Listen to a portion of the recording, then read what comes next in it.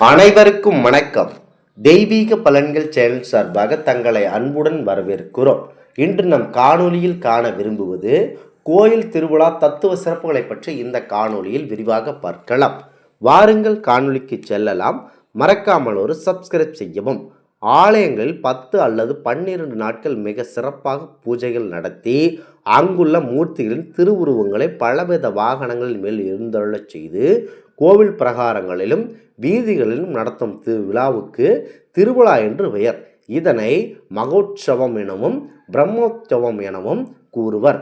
மகா பெரிய உத்த உயர்வான சிவ சிருஷ்டி முதலிய காரியங்கள் உயர்ந்த சிருஷ்டி முதலியவனை 5 தொழில்களை குறிக்கும் குறி என்பதாகும். பிரம்மோற்சவம் என்பதற்கு பெரிய திருவிழா என்று பெயர். கொடியேற்றம் முதல் கொடியிறக்கும் வரை உள்ள நாட்களில் என எழுந்தருள மூர்த்தியை பலவித வாகனங்களில் காலை மாலைகளில் பவானி வரச் செய்வர். பல்லாயிரக்கணக்கான மக்கள் விழாக்களை கண்டுகளிப்பர். விழாக்களின் தத்துவம் அறியாமலேயே விழாவை கொண்டாடி வருகின்றனர் சிலர். தத்துவத்தையும் அறிந்தாலே மேலும் பெரும்பாலும் பெருந்தருளாக கூடி விழா கொண்டாடுவர் என்பதில் ஐயமில்லை. ஆதலில் விழாக்களின் தத்துவத்தை விளக்க துணிந்தோம். ஆலய அமைப்பு, திருவுருவ அமைப்பு, பூஜை முறை, திருவிழாக்கள் முதலியவற்றில் தத்துவங்கள் நிறைந்துள்ளன. அவற்றை பொதுமக்கள் அறிய வேண்டும். மிகவும் அவசியமாகும். இது முற்கூறிய 3ஐயும் முன்னர் விளக்கிய கூறப்போகுது. திருவிழாக்களின் தத்துவங்கள் மட்டும் இங்கு கூறப்படுகிறது. எந்த ஆலயம் எந்த ஆகமத்தையொட்டி அமைக்கப்பெறுகின்றதோ அந்த ஆகம ரீதியாகவே நித்திய நைமித்த பூஜைகளும் திருவிழாக்களும் நடத்த வேண்டும் என்பதே ஆகம விதி. ஆகமங்கள் பல்லாயிருப்பதால் திருவிழாக்கள் முதன்மையானதும் பலவிதமாகவும் அமைந்துள்ளன.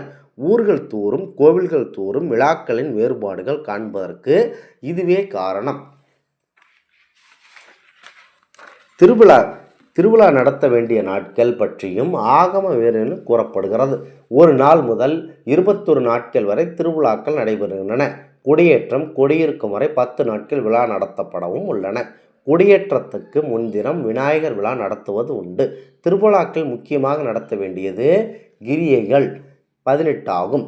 அவை வருடாயகம், துவாரோகணம், பிரம்மோத்தலம், அங்குரம், யாகசாலை, அர்த்தயாகம், பாலித்தனம், யான கிரகம், பரிவீடம், நீராஜனம், கௌதுகம், தீர்த்த சங்கரானம், சூரகுத்துவம், தீர்த்தகம், ஔரகம், ஸ்நாபனம், திருக்கலியாணம், பக்தேட்டனம் என்பவையாகும். இவற்றோடு ரதாகோரணம், மிருக யாத்திரை, பூர்ணவஜ்ரம், மௌனோற்சவம் முதலியவற்றை சேர்த்து கூறப்படுகின்றன. இதில் ஒவ்வொன்றையும் விரிவாக பெருக்க வேண்டும். இவை அனைத்தையும் ஆராய்ந்து பார்க்கும் இடத்தில் சில முக்கிய சடங்குகள் இன்றியமையாகவே காணப்படுகின்றன. அவை மண்ணெடுத்தல், முளையிடுதல், திருவிழா நாட்கள், காலை மாலை பலவித வாகனங்கள், மூர்த்தி எழுந்தருளச் செய்தல், யாகம் செய்தல், திருக்கலியாணம் செய்தல், தீர்த்தம் கொடுத்தல், குடியிறக்கம், திருவுடல், சண்டீஸ்வர உற்சவ பூர்த்தியானம் முதலியவை நடைபெறுகின்றன. திருவிழாக்களின் பொது தத்துவமாக எல்லா உலகெங்கும் நிமிர்ந்த காரணமாகி இறைவன் 5 தொழிலில் இணைத்து நடத்தி வருகிறார். அவை உண்டாக்குதல், காப்பாற்றுதல், அழித்தல், அனுகிரகம், அருளல் அதாவது எனவே கூறப்படுகின்றன. இந்த 5 தொழிலையும் 10 நாள் திருவிழாக்கள் அமைந்துள்ளன. மண்ணெடுத்தல், முளையிடுதல், குடியேற்றுதல் முதலியவைகள் சிருஷ்டி அல்லது படைத்தல் தொழிலை உணர்த்துகின்றன. வாகன உற்சவங்கள், யாகம், பலியிடுதல் முதலியன ஸ்திதி அதாவது காத்தல் தொழிலை குறிக்கும். தேர் திருவிழா, பரிவேட்டை, சாந்தனிதல் முதலியவை மகாரம் அல்லது அழித்தல் தொழிலை உண்டாக்குகின்றன. சத்தமிடாமல் மௌனமாக நடத்தும் திருவிழா துரோபவத்தை அதாவது மறைத்தலை குறிக்கும். நடராஜர் உற்சவம், மட்டையடி, திருவுடல் முதலியன அனுகிரகத்தை குறிக்கும். 10 நாள் திருவிழாக்களில் முளைந்துள்ள நாள் விருந்தகிரகம் 5 ஆகும். இந்த தொழில்கள் குறிப்பாக நடைபெறுகின்றன. பிற்பகுதி 5 நாள் இலக்கியாரணம் 5 தொழில் நடைபெறுகின்றன என்று கூறப்படுகிறது. இதற்கடுத்தபடி வாகனங்கள் அமைக்கப்படுகின்றன. பல கோயில்களில் பல ஆகமங்களை ஒட்டி வாகனங்களை பலவிதமாக எழுந்தருள பவனி வருவதால் இன்னொரு திருவிழா இன்ப வாகனத்தை எழுந்தருள பண்ண வேண்டும் என்று வரையறை செய்ய கூறப்படுகிறது. இதுவே முக்கியமாக பார்க்கப்படுகிறது.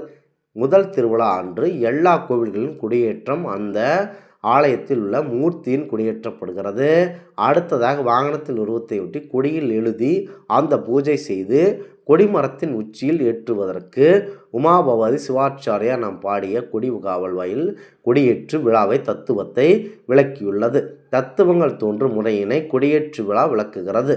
மக்கள் நன்றாக வாழ வேண்டும் என்று வேண்டப்படுகிறது. சிவாலயங்களில் ஏற்றும் கொடியின் உள்ள ரிஷபம் தர்மம் உருவமாகும். இந்த ஆன்மீக தகவல் உங்களுக்கு பிடித்து இருந்தால் தெய்வீக பலன்கள் சேனலை கண்டிப்பாக சப்ஸ்கிரைப் செய்து கொள்ளவும். மீண்டும் ஒரு நல்லதொரு காணொளியில் உங்களை சந்திக்கிறோம். நன்றி, வணக்கம்.